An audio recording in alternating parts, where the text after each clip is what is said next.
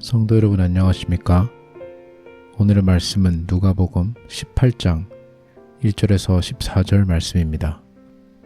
오늘 말씀은 크게 두 비유로 나뉘어져 있습니다. 예수님께서 알려주신 첫 번째 비유는 한 과부에 대한 이야기입니다. 이 과부는 자신이 공의롭지 않은 일을 당한 것에 대해서 그 도시의 재판장에게 지속적으로 찾아가 자신의 원한을 풀어달라고 공의가 이루어질 수 있도록 도와달라고 끝도 없이 요청을 합니다. 그 재판장은 특별히 공의로운 사람도 아니며 하나님을 두려워하는 사람도 아니었습니다. 하지만 단순히 이 과부가 자신을 너무 괴롭게 한다는 이유로 그 과부의 요청을 들어주었습니다. 그리고 예수님께서 이 비유에 대해서 말씀하시기를 공의롭지도 않은 재판장마저 본인이 귀찮아서라도 그 과부가 요청하는 바를 들어주는데 하물며 좋으신 하나님께서 하나님의 택한 백성이 밤낮으로 울부짖는데 그들에게 공의를 허락하지 않으시겠느냐라고 알려주고 계십니다. 그리고 1절 말씀에 나와 있는 것처럼 하나님 앞에 끊임없이 포기하지 말고 지속적으로 구해야 한다라고 말씀하고 계십니다. 그리고 8절 말씀에 예수님께서 주님께서 다시 돌아오실 때에 이 땅에 믿음을 찾아볼 수 있겠느냐라고 말씀하시는 것은 그만큼 포기하지 않고 믿음으로 하나님 앞에 기도하는 사람이 얼마나 남아있겠느냐라고 묻고 계신 것입니다. 처음에 한두 번 기도해서 응답을 받지 못할 때에 그래도 하나님에 대한 믿음을 포기하지 않고 더욱더 많이, 더욱더 간절하게 지속적으로 기도하는 사람이 절대 많지 않을 거라고 말씀하고 계십니다. 그리고 9절에서 14절 말씀에서는 예수님께서 우리에게 두 번째 비유를 말씀해 주십니다. 그리고 9절 말씀에 적혀 있는 것처럼 예수님께서는 이 비유를 스스로의 의의를 강력하게 믿고 그로 인해서 다른 사람들을 멸시하게 되는 사람들을 향하여 이 비유를 말씀해 주고 계십니다. 이 비유에서는 두 사람이 있습니다. 첫 번째는 바리새인이었으며 그는 기도를 할 때 자신이 얼마나 무엇을 잘하는지를 나열하며 자신이 다른 악인들과 같지 않다는 것을 하나님 앞에 계속 강조합니다.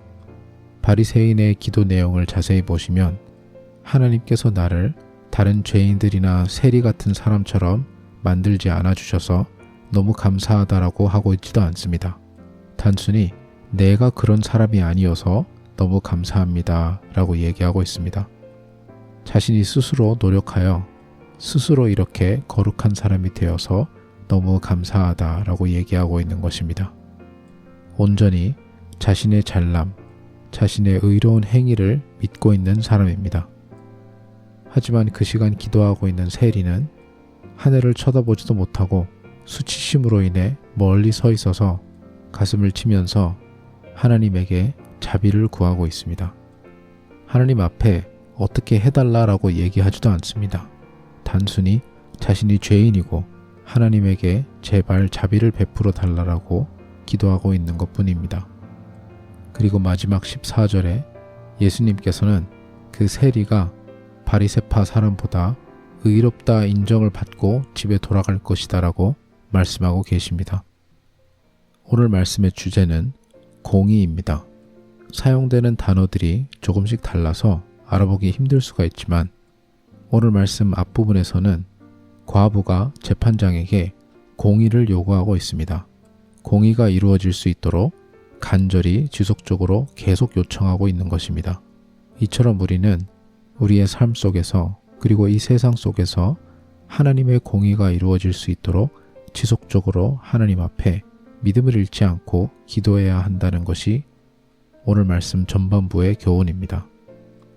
하지만 오늘 말씀 후반부에서는 나의 능력과 나의 노력으로서는 공의가 이루어질 수 없다라는 것을 하나님 앞에 겸손함으로 인정해야 한다는 것입니다.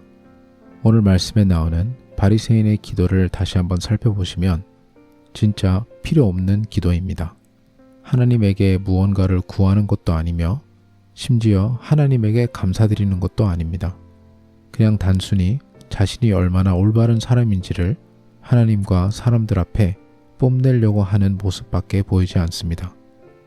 하지만 세리 같은 경우에는 하나님의 자비 없이는 자신에게 희망이 없다는 것을 알기에 너무나도 간절한 마음으로 하나님께 자비를 구하고 있습니다.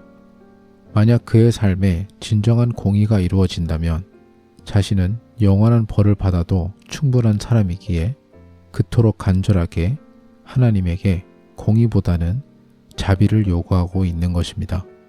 하지만 14절 말씀에 보시면 그렇게 자비를 구하던 세리야말로 하나님께서 의롭다라고 인정시켜 주신다고 말씀하고 계십니다. 즉, 자비를 구한 사람이야말로 하나님의 은혜와 자비를 통해서 그의 삶에 공의를 얻게 된다고 말씀하고 계신 것입니다. 우리는 때로 하나님 앞에 우리의 삶 가운데 일어나는 공평하지 않은 일들, 내가 마땅히 받지 말아야 할 안 좋은 일들, 하나님께서 그러한 일들을 해결해 달라고 기도할 때가 있습니다. 하지만 우리의 삶 가운데에서 진정한 공의가 이루어진다면 우리는 그러한 안 좋은 일들을 당하고도 남을 죄인들입니다. 죄인된 인간으로서 우리가 받기 마땅한 것은 죽음과 지옥밖에 없음을 우리 모두는 인정해야 합니다. 그 사실을 인정하지 못하는 사람들은 오늘 말씀에 나와 있는 바리새인과 마찬가지의 사람입니다. 하지만 오늘 말씀을 통해서 우리가 볼 수 있는 것은 우리가 쉬지 않고 지속적으로 믿음으로 하나님에게 자비와 공의를 같이 구하면, 그리고 내가 당연히 받아야 할 사람으로서 구하는 것이 아닌 온전한 하나님의 은혜만으로 구하게 된다면 하나님께서는 우리에게 그 두 가지를 다 주시겠다고 약속하시는 것입니다. 하나님께서는 하나님의 은혜와 자비로 우리에게 예수님을 주셨습니다. 그리고 그 예수님을 우리가 믿고 따를 때에 하나님께서 우리의 삶을 의롭다라고 칭하시며 자비를 통한 공의가 완성될 수 있는 것입니다. 그래서 오늘 말씀의 결론은 공의와 자비, 즉 복음을 위해서 지속적으로 기도해야 한다는 것입니다.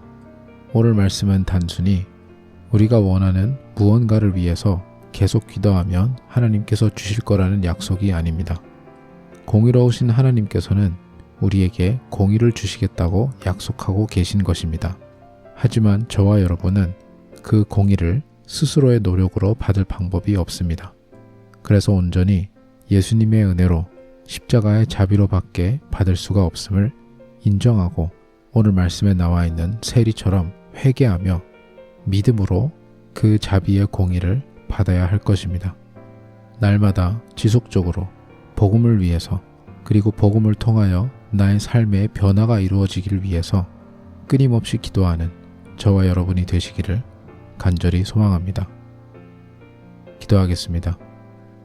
하나님 아버지, 우리가 주님 앞에 많은 것들을 위해서 기도하지만 예수 그리스도의 복음, 그 복음에 대한 감사, 그리고 그 복음을 통한 우리의 삶의 변화를 위해서 기도하는 것은 많이 부족했음을 고백합니다.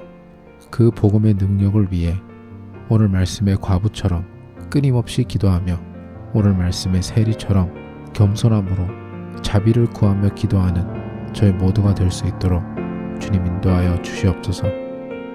감사드리며 예수님 이름으로 기도드립니다. 아멘.